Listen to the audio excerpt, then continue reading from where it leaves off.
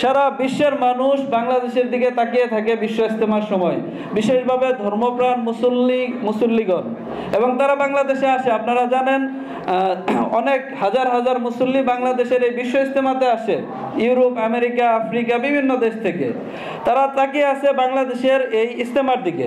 এখন ইজতেমা নিয়ে যদি সরকারের পক্ষ থেকে উভয় পক্ষের জন্য সুস্পষ্ট দিক নির্দেশনা না থাকে, তারিখ না থাকে, আবার যদি একটি পক্ষ সেই আগের মতো অনিশ্চয়তার মধ্যে থাকে, তাহলে তো আরো বড় ধরনের সংঘাতের আশঙ্কা আমরা করতেছি।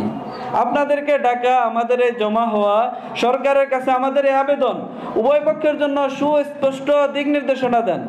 একটা পক্ষকে দায়ী দোষী সাব্যস্ত করে যে হত্যাকাণ্ড হয়েছে এর বিচার এখনো, এর তদন্ত এখনো বিচারাধীন রয়েছে, এখনো তদন্ত হয় নাই, মামলাটি বিচারাধীন। এজন্য এখনই আমরা কাউকে দোষী বলতে পারি না, বিচারাধীন মামলার জন্য কাউকে দোষী বলা যায় না। তো তারপরেও একটা পক্ষকে কেন দোষী করে তাদের ইজতেমার ব্যাপারে কোনো ডেট দেওয়া হচ্ছে না।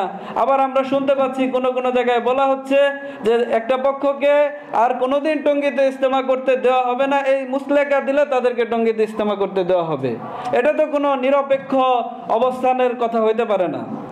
আমরা সরকারের কাছে থেকে চাচ্ছি উভয় পক্ষের জন্য নিরপেক্ষভাবে আপনারা সুস্পষ্টভাবে উভয় পক্ষের জন্য ইজতেমার ডেট দেন, এবং তাদের মধ্যে উভয় পক্ষের মুরব্বীরা আইসা স্বাধীনভাবে তারা ইজতেমা করতে পারে। এটা বাংলাদেশের মানুষের, সাধারণ মানুষের অধিকার।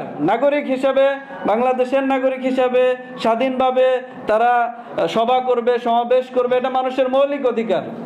আলোচনা করবে, এবং সেখানে ইজতেমার মতো একটা জাতীয় ইস্যু, যেটা বাংলাদেশের মানুষের এখানে ঐতিহ্যের ব্যাপার, সারা পৃথিবীর মানুষ বাংলাদেশের মুসল্লিদেরকে এটার কারণে চিনে। এজন্য আমরা চাইতেছি এখন সরকার এ ব্যাপারে সুন্দর একটা স্থায়ী সমাধান দেখ।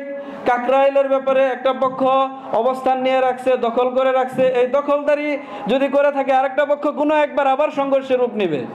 এই জন্য এই দখলদারিত্ব যাতে না থাকে, এটার ব্যাপারেও প্রশাসন একটা সুস্পষ্ট স্থায়ী সমাধান দেখ কাকরাইলের ব্যাপারে, টঙ্গীর ব্যাপারে। যদি এটা হয় তাহলে আমরা আশা করতেছি কোনো ধরনের সংঘাত হবে না। এজন্য আমরা চাই সরকার এই ব্যাপারে সুন্দর একটা পদক্ষেপ গ্রহণ করুক।